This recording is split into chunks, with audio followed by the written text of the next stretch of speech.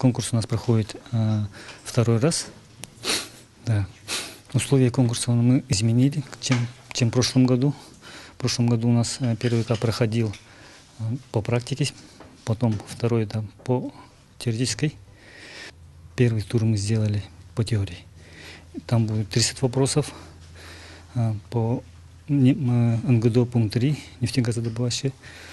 И будут вопросы по медицинской помощи, первой медицинской помощи. Вопросы, я думаю, очень сложные. Мы их подобрали специально, потому что мы знаем, наши сварщики подготовились, готовятся в прошлом году. Парень, который первое место занял, из 20 вопросов ответил на все. Это уже показывает, что наши сварщики могут теорию сдать. И еще первый тур проходит только 10 участников. На второй тур десятка лучших сварщиков и будут проходить только практику. Сегодня мы проводим завершающий наш последний конкурс этого года. Это конкурс «Лучший сварщик предприятия».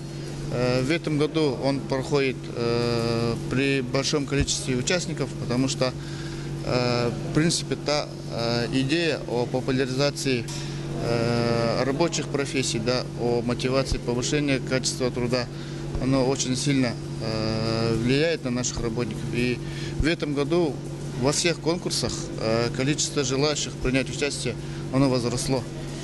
И мы видим, что это в целом повышает профессионализм наших работников, и в дальнейшем этот конкурс будет продолжаться, и, возможно, будут даже рассмотрены варианты о проведении новых конкурсов по другим профессиям. И так, после сегодняшнего дня, когда мы все завершим, в местности Юсхатын, когда у нас будет СФ Туймады, наш руководитель, генеральный директор Иван Константинович Макаров вручит всем победителям призы, почетные грамоты, и, соответственно, они получат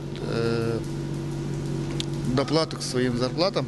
Это тем, кто занял первое место, это 30% к окладу, второе место 20% к окладу. Участнику, занявшему третье место, будет доплата 10% к окладу. И я думаю, это очень хорошая мотивационная поддержка, чтобы наши работники повышали свою квалификацию и профессионализм.